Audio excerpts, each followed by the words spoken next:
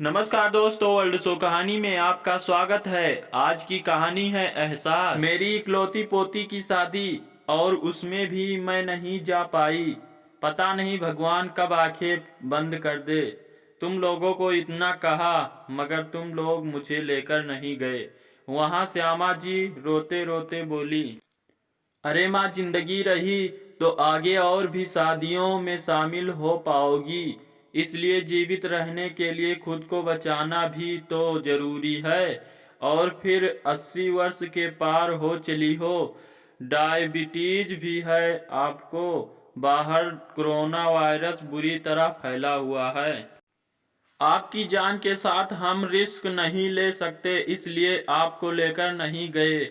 उनके बेटे दिव्यांश उन्हें समझाते हुए बोले, पोते तो चार चार हैं मगर पोती सिर्फ इकलौती ही है, और फिर घर की आखिरी शादी है। बताओ, उसकी शादी में भी नहीं शामिल हो पाई। अगर तुम्हारे बापूजी होते तो मुझे जरूर लेकर जाते। श्यामा जी दुखी होते हुए बोली, अरे दादी, दुखी क्यों होती हो? चलो मैं ले चलता हूँ आपको। रिदिमा की शादी में झट से साड़ी बदल कर आओ। ऐसी पुरानी हवेली से थोड़ी ना पहुंचोगी।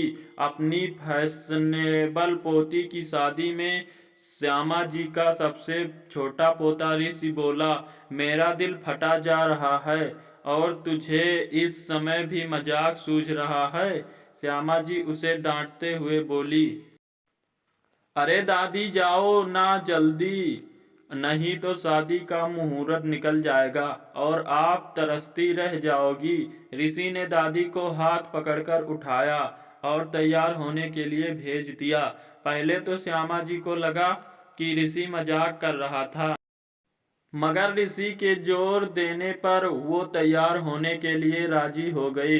उन्हें लगा शायद ऋषि सच में उनकी पोती की शादी, जो कुछ ही दूरी पर इसी शहर में हो रही थी, वहां ले जाएगा। अरे, यह मंत्रों की आवाज कहाँ से आ रही है? श्यामा जी अपने कमरे में तैयार होते हुए सोचने लगी।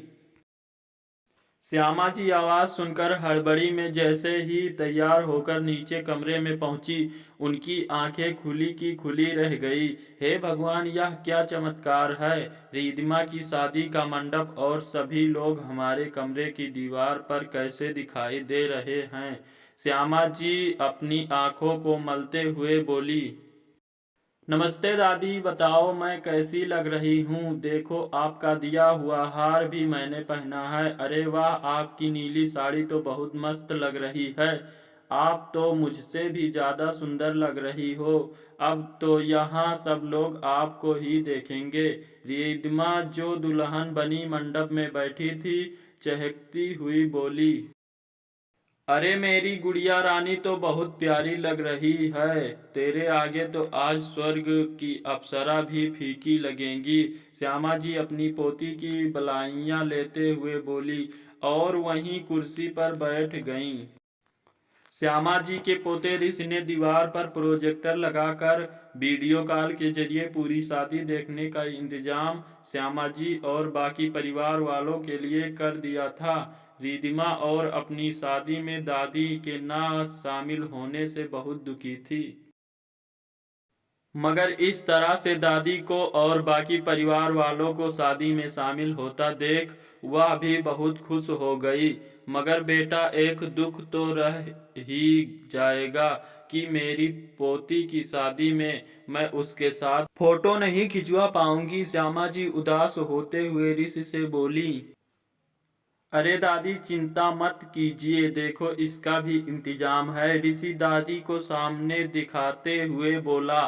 श्यामा जी ने देखा कि हूबहू वहां उन लोगों ने उनके जैसा एक कटआउट बना रखा था, सामने स्टेज पर, जहां रिधिमा और उसके होने वाले पति बैठे थे, जिससे शादी की सारी तस्वीरों में श्यामा जी भी नजर आएंगी।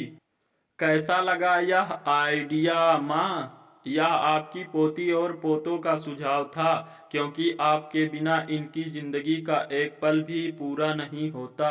श्यामा जी के बेटे दिव्यांश बोले, बच्चों, तुमने आज इस बुढ़िया में फिर से जान फूंक दी। यह तो शायद तुम्हारे बाबूजी होते तब भी नहीं सोच पाते जो तुमने सोच लिया मेरा दिल रखने के लिए। श्यामा जी की आंखों से आंसू छलक पड़े। अरे दादी, भले ही हम सब एक दूसरे से दूर हैं मगर दिल से हम सब जुड़े हुए हैं। और आजकल के ज़माने में दूरियों को नज़दीकियों में बदला जा सकता है बिना अपनी जान को खतरे में डाले, क्योंकि जान है तो जहान है। और अभी तो आपको अपने पोते पोतियों के बच्चे को भी तो खिलाना है। ऋषि अपनी दादी को प्यार से बाहों में भरते हुए बोला। श्यामा जी हंस पड़ी और खुशी खुशी अपनी पोती और दामाद को ढेर सारे आशीर्वाद दिए एवं सभी परिवारजनों के साथ मिलकर पूरी शादी का आनंद लिया। धन्यवाद दोस्तों, ऐसे ही शिक्षा भरी कहानियाँ सुनने के लिए हमारे चैनल को सब्सक्राइब करें एंड लाइक करें, शेयर करना ना भूलें दोस्तों। और अगली वीडियो में ज़रूर बने रहें।